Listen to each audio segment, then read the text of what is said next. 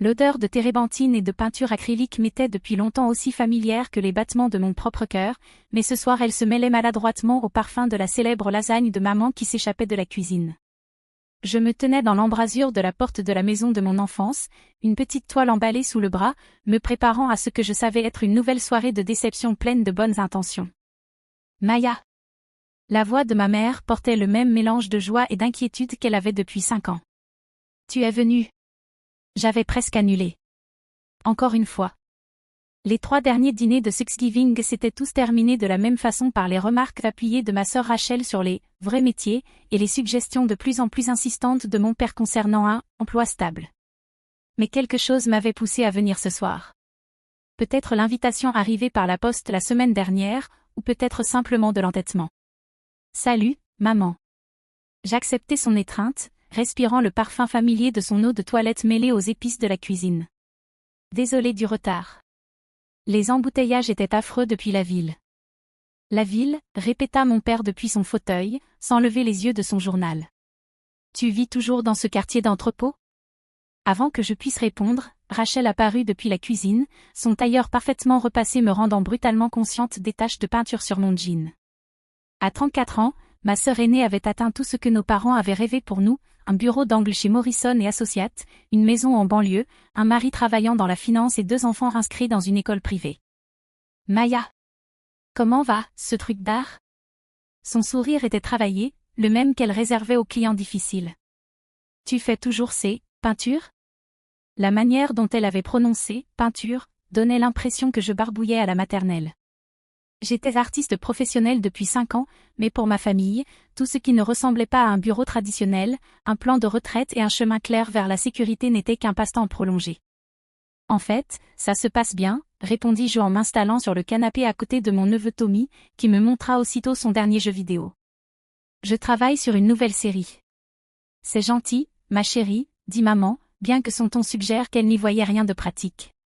Rachel, raconte à Maya ta promotion. Tandis que Rachel se lançait dans le récit détaillé de son avancement au poste d'associé principal, je me surpris à observer le salon où j'avais grandi. Les murs étaient couverts de photos de famille, la remise de diplôme de Rachel en droit, son mariage, les photos scolaires de ses enfants. Mon diplôme en art plastique de l'université publique était là aussi, mais relégué dans un coin, comme s'il ne savait pas trop quoi en faire. Alors Maya, dit David, le mari de Rachel, pendant le dîner, tu vends toujours des tableaux dans ces petites foires de rue ? La question fit son effet, comme toujours. J'avais cessé depuis longtemps d'expliquer la différence entre foire d'art et exposition en galerie. J'ai en fait dépassé le stade des foires, répondis-je prudemment. Je travaille désormais avec des galeries. Des galeries, répéta papa, découpant sa lasagne avec précision chirurgicale. C'est bien, je suppose. Mais quel est le plan à long terme ? Tu ne peux pas compter éternellement sur la vente de tableaux. En réalité. Ce que ton père veut dire, l'interrompit maman d'une voix douce, c'est que nous nous inquiétons pour ton avenir.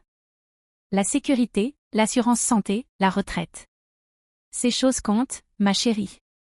Je les regardais tour à tour, tous affichant des visages inquiets. Rachel hochait la tête avec sympathie tout en consultant son téléphone pour ses emails professionnels. David faisait semblant d'être soutenant, mais il était évident qu'il pensait que je gâchais ma vie.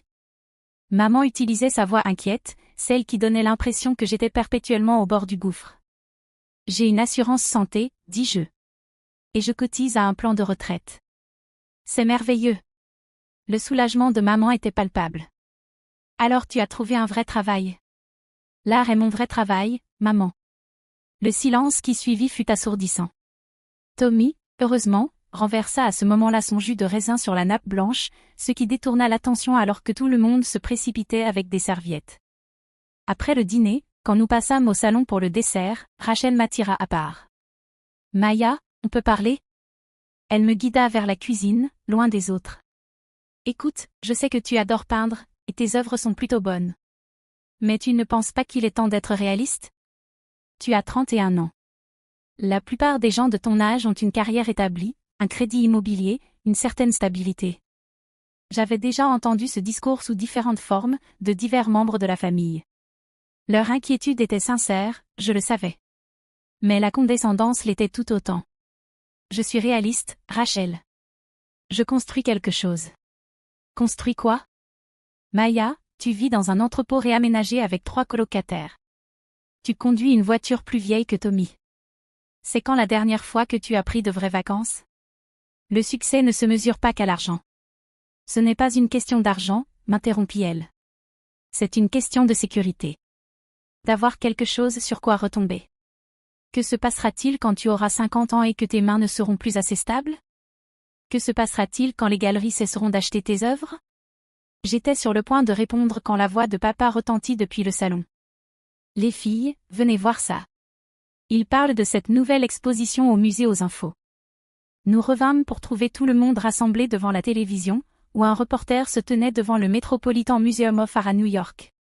L'exposition, intitulée Voices of Tomorrow, présente des œuvres d'artistes américains émergents et a battu des records de fréquentation dès son premier mois, disait le journaliste. La pièce maîtresse de l'exposition est une série intitulée Urban Solitude de Maya Chen, dont l'usage innovant des techniques mixtes pousse les critiques à la considérer comme l'une des voix les plus importantes de l'art contemporain. Le salon devint complètement silencieux, à l'exception de la télévision, qui montrait désormais mes véritables tableaux, accrochés dans l'un des musées les plus prestigieux du monde. La série, qui explore les thèmes de l'isolement et de la connexion dans la vie urbaine moderne, a attiré l'attention de collectionneurs du monde entier, poursuivit le reporter. Les œuvres de Chen ont été acquises par plusieurs grands musées, et ces pièces se vendent désormais à plus de 6 chiffres. La fourchette de mon père tomba sur son assiette. À l'écran, la caméra passa à un entretien que j'avais enregistré 3 semaines plus tôt. J'y étais, debout devant mes tableaux au mai, en train de discuter de mon processus artistique avec le même journaliste qui me qualifiait maintenant de « l'un des talents les plus prometteurs du monde de l'art ». Chen, qui travaille dans un ancien entrepôt réaménagé à Brooklyn, dit que son parcours atypique a été essentiel à son développement artistique, poursuivait la voix du journaliste, alors que l'écran montrait mon véritable atelier, non pas le petit appartement exigu que ma famille imaginait, mais l'espace de 3000 pieds carrés que je louais depuis 2 ans. La bouche de Rachel était grande ouverte. Maman était devenue complètement pâle. David fixait la télévision comme si elle montrait des images de Mars. L'exposition se poursuit jusqu'en février, conclut le reporter, et le prochain solo show de Chen au Whitney a déjà vendu toutes les places de sa soirée d'ouverture. Les infos passèrent à d'autres sujets, mais personne n'osa prendre la télécommande. C'est Tommy qui brisa le silence en premier. « Tata Maya, c'est toi à la télé ?»« Oui, mon chéri, répondis-je doucement. »« Trop cool. Tu es célèbre maintenant ?» Avant que je puisse répondre, papa retrouva sa voix. « Maya, c'était tes tableaux ?» J'acquiesçai. « C'est la série sur laquelle je travaille depuis 2 ans. »« Mais tu n'as jamais dit. » La voix de maman n'était qu'un murmure. « Vous n'avez jamais demandé, répondis-je sans méchanceté. » Chaque fois que j'essayais de parler de mon travail, quelqu'un changeait de sujet ou suggérait que je trouve un vrai travail. Rachel faisait défiler frénétiquement son téléphone. « Maya, il y a un article ici, dans Artforum, sur ton travail. Ils disent que tu es représentée par l'une des meilleures galeries de New York. Whitman Contemporary, confirmai-je. Ils me représentent depuis 18 mois. Ici, ils disent que tes tableaux se vendent à... Mon Dieu, Maya, c'est pris. Le marché m'a été favorable, répondis-je simplement. Papa secouait la tête lentement. Mais l'entrepôt, les colocataires. Je possède l'entrepôt, dis-je. Je l'ai acheté il y a 2 ans et j'ai transformé une partie en atelier. Je loue des espaces à d'autres artistes. Quant aux colocataires, ce ne sont pas des colocataires, ce sont des collègues. Nous partageons l'espace et collaborons sur des projets.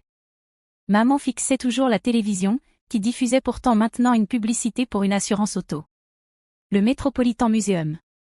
Maya, tes œuvres sont accrochées au Metropolitan Museum. Avec le Whitney, le MoMA et le Guggenheim, ajoutai-je. La Tate moderne de Londres a récemment acquis 3 pièces pour sa collection permanente. La pièce retomba dans le silence. Rachel continuait de faire défiler son téléphone, son expression devenant de plus en plus abasourdie à mesure qu'elle lisait chaque nouvel article. « Il y a un portrait de toi dans Vanity Fair, dit-elle, incrédule. Et dans Forbes. Ils t'ont listé parmi les artistes de moins de 35 ans à suivre absolument. » Ces interviews étaient amusantes, dis-je en me réinstallant sur le canapé. David s'éclaircit la gorge. « Maya, je dois demander, quand tu as dit que le marché t'avait été favorable. » Je réfléchis à la manière de répondre. J'ai suffisamment bien réussi pour être à l'aise. L'article dit que ta récente vente aux enchères a battu un record pour un artiste de moins de 35 ans encore en vie, lut Rachel à voix haute.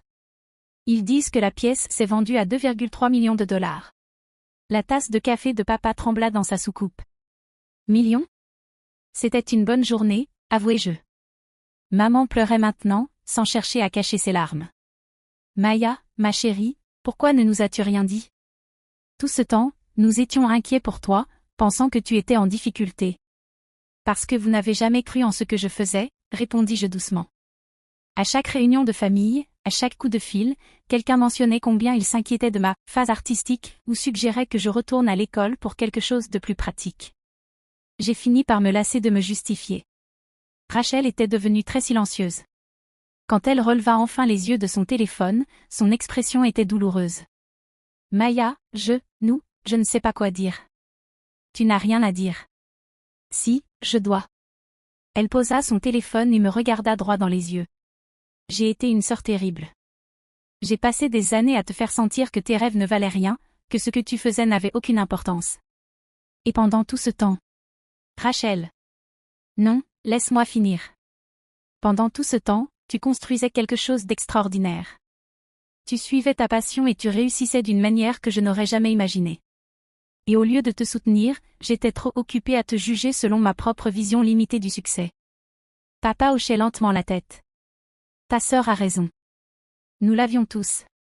Maya, ce que tu as accompli, c'est incroyable. Je suis tellement désolée que nous n'ayons pas su le voir. Je regardais les visages de ma famille, le regret, la fierté, la compréhension naissante. Pendant des années, j'avais rêvé de ce moment, de cette réhabilitation, de la preuve que j'avais eu raison. Mais maintenant qu'il était là, il me semblait différent de ce que j'avais imaginé. Moins triomphant, plus doux amer. Je ne vous dis pas ça pour que vous vous sentiez mal, dis-je. Mais peut-être que maintenant vous comprenez pourquoi j'ai arrêté de venir aux réunions de famille. C'est difficile d'être entouré de gens qui voient ton travail de vie comme un passe-temps dont tu finiras par te lasser. Maman essuya ses yeux avec un mouchoir. Nous avons été terribles. Toutes ces années à croire que nous t'aidions en te poussant vers quelque chose de plus stable, alors que tu étais déjà en train de construire quelque chose d'incroyable. Je construisais ce qui avait du sens pour moi, corrigeai-je. Il n'y a rien de mal à choisir la stabilité. Le chemin de Rachel est tout aussi valable que le mien. Mais ce sont des chemins différents, et c'est très bien ainsi. Tommy, qui écoutait avec cette concentration intense que seuls les enfants de 8 ans peuvent avoir, tira sur ma manche. Tata Maya, tu peux m'apprendre à peindre? Avec plaisir, mon grand. Rachel me regardait avec une expression que je ne lui avais jamais vue, quelque part entre l'admiration et le remords. Maya, je peux te demander quelque chose? Et je veux que tu sois honnête. D'accord. Est-ce que tu comptais nous le dire? Pour les expositions, le succès, tout ça. Je sortis mon téléphone et leur montrai l'email que je rédigeais depuis 3 jours. J'essayais de trouver comment vous inviter à mon prochain vernissage. C'est le mois prochain au Whitney. Tenue de soirée, champagne, tout le tralala. Rachel lut l'invitation par-dessus mon épaule, son visage se crispant. Tu allais nous inviter. Après tout ce qu'on a dit, toutes les fois où nous avons rabaissé ton travail. Vous êtes ma famille, répondis-je simplement. C'est le plus grand moment de ma carrière jusqu'ici. Bien sûr que je veux que vous soyez là. Papa s'éclaircit la gorge, visiblement ému. Chérie, nous ne méritons pas cette invitation. Ce n'est pas une question de mérite, répliquai-je. C'est une question d'amour. Je vous ai toujours aimé. J'avais juste besoin que vous m'aimiez sans essayer de me changer. La conversation continua jusque tard dans la soirée, ma famille posant des questions sur tout, de mon processus artistique aux aspects commerciaux du monde de l'art. Pour la première fois depuis des années, j'avais l'impression qu'ils s'intéressaient réellement à ma vie, au lieu de s'en inquiéter. Au moment de partir, Rachel me pria par une dernière fois. Maya, je veux que tu saches une chose. Je suis fière de toi. J'aurais dû te le dire il y a des années, mais j'étais trop bornée et trop effrayée pour admettre que j'avais tort. Rachel. Non, laisse-moi finir. Tu as fait quelque chose que je n'aurais jamais pu faire. Tu as tout risqué pour ce en quoi tu croyais, et tu as réussi à ta manière. Ça demande un courage que je n'ai pas. Tu as ton propre courage, lui dis-je. Tu as construit une vie qui te rend heureuse. Il n'y a rien de mal à ça. Peut-être, mais il y a quelque chose de juste à suivre ses rêves même quand tout le monde pense que tu es folle. C'est ce que tu as fait. Nous nous sommes alors serrés dans les bras, vraiment, pour la première fois depuis notre enfance. Un mois plus tard, lors du vernissage au Whitney, toute ma famille était assise à la table VIP, regardant les collectionneurs et les critiques discuter de mon travail avec la révérence qu'on réserve habituellement aux maîtres disparus. Rachel semblait un peu dépassée par le public en smoking et les réceptions au champagne, mais maman rayonnait de fierté, se présentant à quiconque voulait l'entendre comme « la mère de Maya ». Pendant mon discours ce soir-là, je regardais la foule de figures du monde de l'art, de collectionneurs et de critiques qui avaient soutenu mon travail depuis le début. Mais mes yeux revenaient sans cesse vers la table de ma famille, où Tommy portait le petit costume que maman lui avait acheté pour l'occasion, et papa enregistrait tout avec son téléphone. Il y a 5 ans, dis-je dans le micro, ces tableaux n'étaient que des idées. Des images dans ma tête dont je ne savais même pas si je pourrais les transposer sur la toile. Ce soir, ils sont accrochés dans l'un des musées les plus prestigieux du monde, où ils seront vus par des centaines de milliers de personnes. Je marquai une pause, regardant directement ma famille. Mais le succès qui compte le plus pour moi ne se mesure pas en vente, en critique ou en acquisition muséale. Il se mesure aux personnes qui ont pris le temps de réellement voir ce que j'essayais de créer. Parfois cette compréhension arrive immédiatement, parfois elle prend des années. Mais lorsqu'elle arrive enfin, cela en vaut la peine. L'exposition dura 4 mois et battit des records de fréquentation pour une exposition personnelle contemporaine. Mais la critique la plus importante vint de Tommy, qui m'envoya un dessin au crayon qu'il avait fait, dans le style de Maya, accompagné d'un mot « Je veux être artiste comme Tata Maya quand je serai grand ». Aujourd'hui, mes œuvres sont exposées dans des musées du monde entier, et j'ai reçu des commandes de collectionneurs dont les noms apparaissent régulièrement dans Forbes. Whitman Contemporary a une liste d'attente pour ma prochaine série, et on parle d'une rétrospective au LACMA pour mes 40 ans. Mais le succès le plus important pour moi eut lieu ce soir de Thanksgiving, quand ma famille m'a enfin vu pour qui je suis vraiment. Non pas la rêveuse irréaliste qu'il fallait sauver d'elle-même, mais l'artiste qui construisait, depuis toujours, quelque chose de significatif, toile après toile. Parfois, les victoires les plus profondes ne consistent pas à prouver aux autres qu'ils avaient tort. Elles consistent à être assez patient pour laisser ton travail parler de lui-même. Et parfois, si tu as beaucoup de chance, les personnes qui comptent le plus seront là pour l'entendre, quand cela arrivera enfin. Mon atelier entrepôt, que j'appelle toujours chez moi, est silencieux à présent, sauf pour le bruit du pinceau sur la toile et le bourdonnement lointain de la ville derrière mes fenêtres. Sur mon chevalet repose le début de ma prochaine série, une collection de peintures sur la famille, la compréhension, et le courage de croire en soi quand personne d'autre ne le fait. Dans un coin de l'atelier, encadré et accroché à une place d'honneur, se trouve le dessin au crayon de Tommy. À côté, une photo du vernissage au Whitney, toute ma famille réunie autour d'une de mes toiles, nous voyant enfin tous la même chose.